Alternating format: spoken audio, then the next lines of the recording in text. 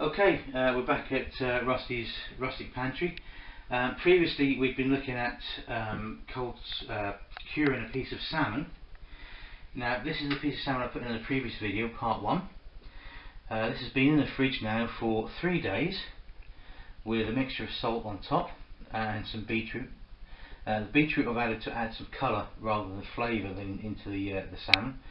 So now we're ready to take this out of the brine. Now I want you to pay particular attention. If you look at here, there's an awful lot of fluid that is actually built up in the tray. This is water and fats that the salt have taken out of the fish. If I take this off, again there's another messy bit. You really don't want to get this beetroot juice on you, because if you get it on your clothes it stains terribly. I should have really put my apron on, but it's a bit too late for that now. I'll take this off and I'll just dump that in the sink out of the way. Okay, you can still see here the fish has still got some salt on top, still got some beetroot. What I'm going to do is just drain off this fluid first of all, get that out of the way, because all that is going to do is just cause an absolute mess. If I get it over me and over the kitchen floor, you can bet my wife will really kick off if that happens. There's all the fluid gone. You can still see some salts there. Now what I'm going to do, we really need to wash off all this beetroot and this salt. So some cold water. Doesn't need to be running very fast. Now you'll notice when I take this out of the tray, now it's really quite stiff. It's like a piece of cardboard. That's because all the moisture has been taken out of the fish, and that is what we're looking for when we look at doing a cold smoked salmon. So under the water, I'm going to take a little bit of a scrub. Now compared to normal salmon, look at the colour that beetroot has really infused into the fish. Now that I won't go all the way through, I'll show you in a bit. Once I've got this dried off, I'll cut a couple of slices out and you'll see that the outside of the fish, what you can see here, will have a lovely, really dark tinge to it, and that really does look attractive on the plate when you slice this fish up. It's still skin on. I haven't taken the skin off. There we go, skin side down. Obviously the skin protects the fish quite a lot from the beetroot dye. But you can see how firm this is now. Oh. Okay, I'll need to mop that up later. Let me just turn that cold tap off. Okay. Let that drip dry for a second and put it onto a wooden board. I'm just going to clear out. You can see how much of the salt is left. It's had quite a good brine. This salt has actually proved too much for the liquid to absorb into the fish. So we'll just give this a rinse out, because I'm going to use this again in a minute. And being a pauper, I can't actually afford loads of these trays. We're doing this on a very tight budget. So just give this a good rinse around, get rid of all the salt. The last thing we want to do now is cause any more curing.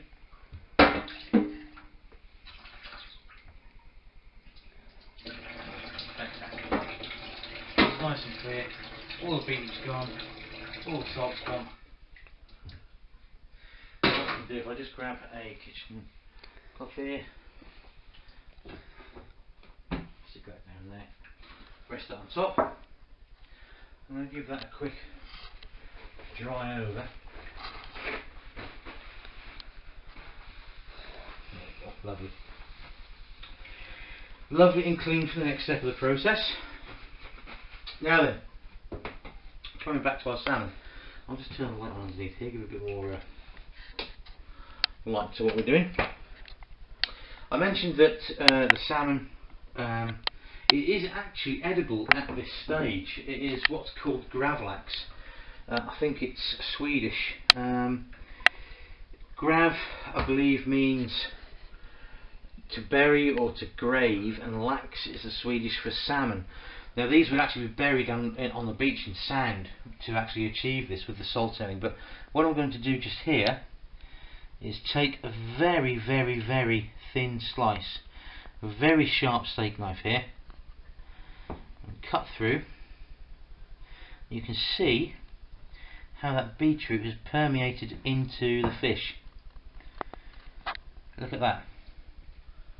You've got this lovely outer tinge. Now if they were going to leave this at this stage to serve, you could imagine how that looks, layer upon layer on somebody's plate, perhaps some salad, some nice green leaves, and this is actually edible at this stage. So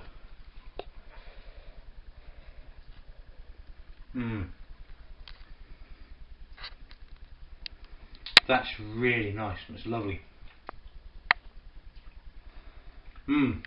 Fantastic. But I'm not going to leave it there. What we're going to do with this, I'm going to put it back on the tray. See how stiff that is? Look. It's not like it was before when it went into the brine. Put it on there. I'm going to give it a pat dry over the top. And what I'm going to do is I'm going to put this back in the fridge overnight. It's now sort of mid-afternoon, so perhaps give it maybe 12 hours in the fridge. And what will happen, because we've brined this piece of fish, it will develop what's called a pellicule. And basically it's a change in the protein cells of the fish on the surface. They break down and become quite sticky, so you end up with a sticky skin on this surface of the fish. And what that means is when we put this into the cold smoker, that sticky substance on the flesh of the fish will actually attract all the smoke flavour. It will trap the smoking in. It's going to be an oak smoke, probably for about a 24-hour smoke. And then what we'll have then is the classic cold smoked salmon with a little bit of a twist with a beetroot tinge into it. There's a slight earthy flavour from the beetroot from it. Couple that with the smoke, and I think this will be an absolutely fantastic piece of fish. I just want to say a very big thank you to Rosie, my daughter. She's acting as cameraman on this. Say hi, Rosie. Hi. And no doubt she'll be making 1 or 2 appearances in my YouTube videos at a later date when she gets more involved with everything we're doing here. But I'll put that into the smoker and we'll catch up with you once this has had a 24-hour smoke and show you the finished results. Okay, so this has been left overnight. This is our piece of salmon. You can see it's got a nice shine to it now on the surface there, and it's a little bit sticky to the touch. That's the pellicle I was telling you about that will form on the surface of the fish. It's just a denaturing of the protein on the surface due to the curing process. This is now going to be cold smoked. I've shown you in a previous video a little bit about the cold smoke that I made. It's dead simple. This is still skin on. I've still got the skin on the fish, and I'm going to keep that there for the time being because that will actually help hang the fish, because salmon's quite a delicate fish even though it's been cured.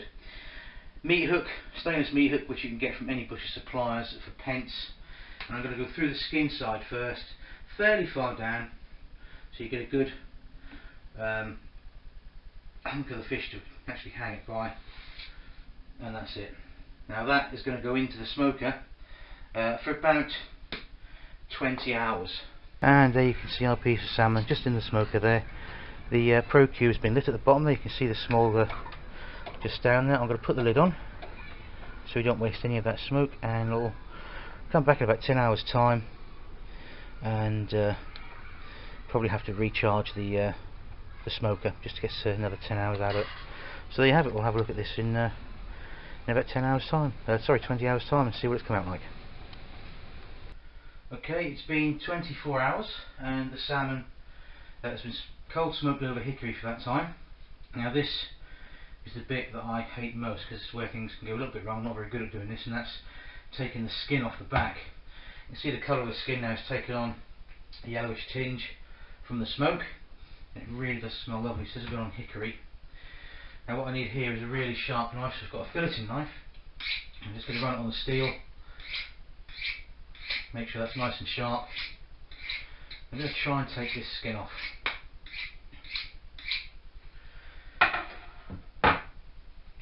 Right, let's let's see, some of it's coming away now on that corner. So get the knife in nice and low and flat.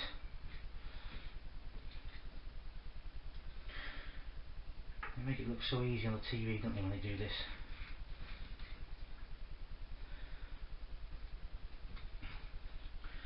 Turn around the other way. I think I might have been a bit ambitious with the size of this salmon, to be perfectly honest. But we'll have a go. We'll get there. May not all come off in one go.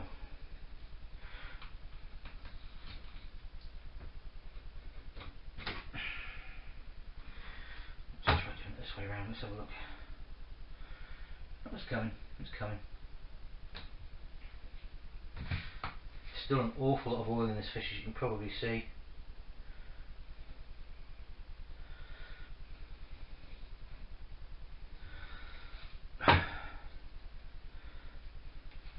Take that off him.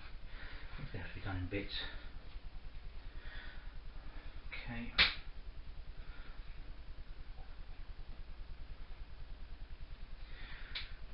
All this hard work and I'm going to end up ruining it.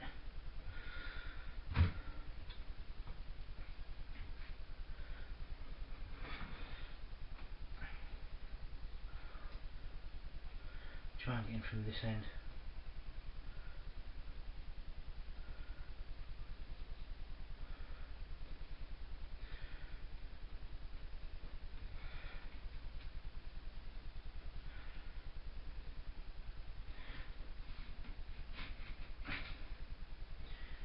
That's a bit better.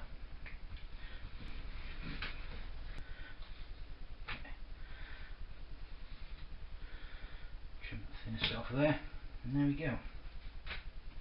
Got them in the end. Look at that.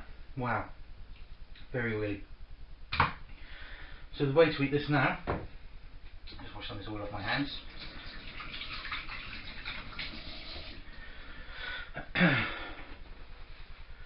Go to a different knife.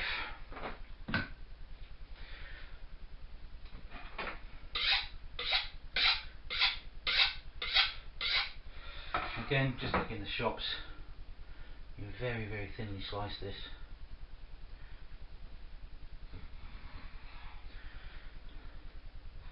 Just take that dry end off. There we go. Nice and thin.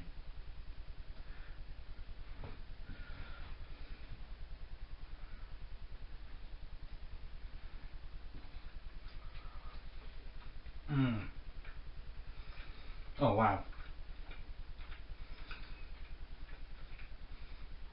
That tastes amazing. It really does. Let's tighten that edge up. Let's have a little bit. That's better. This end's just a bit dry. This was the end that was actually nearest the source of the smoke. Beautiful. Really, really good. Now this will keep in cling film in the fridge for a couple of weeks. That's better. Get past the dry part. There we go. You can see how that colour from the beetroot has got into the salmon a bit. It hasn't really made any difference to the taste. But wow. I mean, how much would you pay in a shop for a piece of salmon like that? Fantastic. Well, that's it. Thanks for watching. We'll put this in the fridge and enjoy it over the next couple of weeks.